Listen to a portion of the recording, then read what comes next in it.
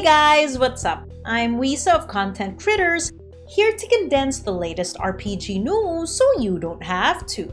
We're going to start with Assassin's Creed Valhalla's quote-unquote gameplay trailer featured on Inside Xbox and new information on its size, followed by Cyberpunk 2077's new mature rating from ESRB, debunked in-game purchases, and more lore. And we'll end with Vampire the Masquerade Bloodlines 2's newest trailer and dev diary. So let's begin. Inside Xbox revealed a bunch of new games as well as developers and publishers who support Xbox Series X's new smart delivery feature. That includes Assassin's Creed Valhalla, Cyberpunk 2077, Yakuza Like a Dragon, Vampire the Masquerade Bloodlines 2, and many more. So just a quick recap, Smart Delivery allows players to buy a game only once. Say you purchased the new Assassin's Creed on the Xbox One and you decide to get an Xbox Series X. With this feature, you can play Valhalla on your new Xbox without having to repurchase the game. Now, putting this consumer-friendly feature aside, Xbox and Ubisoft both teased that it won't be long before we see Assassin's Creed Valhalla's new gameplay. This is where things go awry when barely any gameplay is shown, like at all.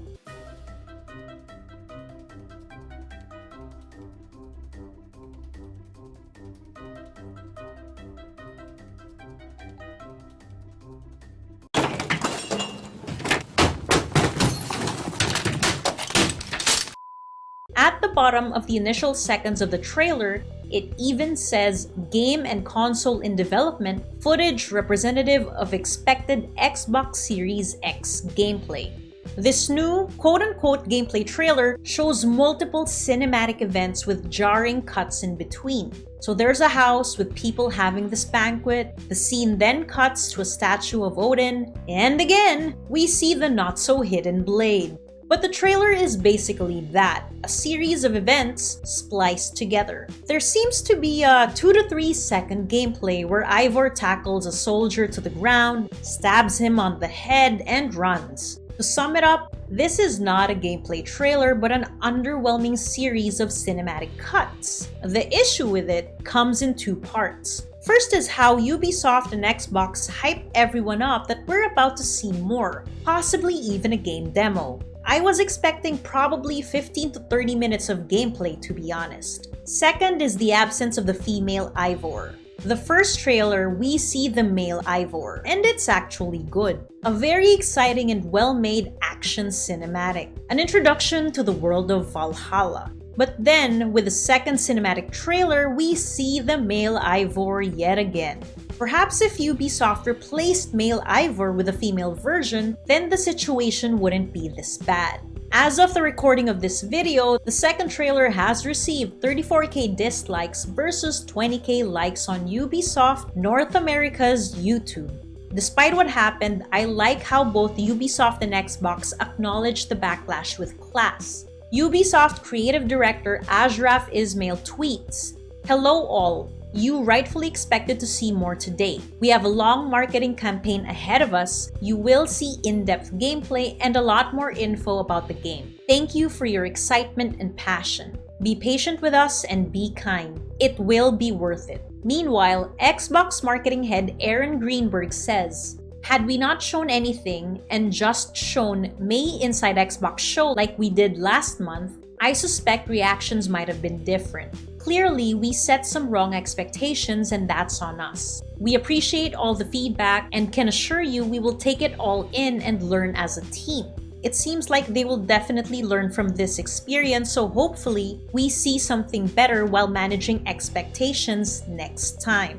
To add to this, it has also been confirmed by Ubisoft's head of communications for the Middle East, Malek Tefaha, that FYI, it won't be the longest or the biggest game in the series. They addressed criticism on this one. This criticism pertains to how fans felt with Assassin's Creed Odyssey, which contains a lot of bloat amounting to more than 60 hours of gameplay. I'm relieved that Ubisoft listened to the feedback. Now I'm wondering how short the game will be, given that we'll be spending time in Norway and England, but more so on the latter by visiting Stonehenge and Winchester, to name a few. Theory time! When do you think we'll see new gameplay? And what do you want to see? Let me know down below. You might be wondering, here's the Cyberpunk 2077 lady yet again. Get on with it! Oh, I am enjoying this scene. Get on with it! You bet! But this isn't only the rating portion, because we will also be talking about Cyberpunk's in-game purchases or the clarifications thereof, as well as the latest lore. The Entertainment Software Rating Board, or ESRB, released its mature rating for Cyberpunk 2077, similar to the other boards we talked about previously, such as the ones in Brazil and Australia. We are well aware of how intense the combat is, with ESRB specifying characters using handguns, machine guns, rifles, and explosives during frenetic firefights with humans and cybernetically enhanced enemies. Players can also use melee weapons such as wrist-mounted blades, enhanced limbs to stab enemies, and many more. Combat is frenetic, with frequent gunfire, cries of pain, explosions, and blood splatter effects. CD Projekt Red is pushing the boundaries of RPG and maturity by allowing players to customize all body parts, including your privates. Flanders? That suit's a little revealing, isn't it? Well, it allows for maximum mobility. Feels like I'm wearing nothing at all. Quit it! The game will also feature brief adult scenes in the first-person perspective. This goes hand in hand with what was said in an interview with senior concept artist Marth Jonkers last year. We really want to make a video game that's really inclusive. You don't choose your gender anymore. You don't choose, I want to be a female or male character. You now choose a body type, because we want you to feel free to create any character you want. And this idea also heavily ties into the futuristic world of Cyberpunk, where you can make any quick alterations to your body whenever you see fit. Body parts are something that can easily be replaced with the help of technology. Now this ESRB rating comes with a statement: in-game purchases PC, PlayStation 4, Xbox One. CD Projekt Red confirms that these in-game purchases refer to downloadable content. There won't be any microtransactions involved, so you don't have to shell out real money to buy a cool high-tech bike. It would be interesting to see how big the scope of DLCs will be. Meanwhile, Cyberpunk 2077 Twitter released new lore focusing on the Voodoo Boys, who we've been seeing much of in the majority of trailers. Aside from being netrunners devoted to uncovering the secrets of the old net, they are also edge runners, breaking every rule there is to break, and programming viruses that can freeze neural networks. Perhaps being on their good side will make us better net runners. Which gang resonates with you the most? And do you think that Cyberpunk 2077's DLCs will be much bigger than that of The Witcher 3's Blood and Wine? Going back to what has been revealed on Inside Xbox, we have Vampire the Masquerade Bloodlines 2 with another trailer in the form of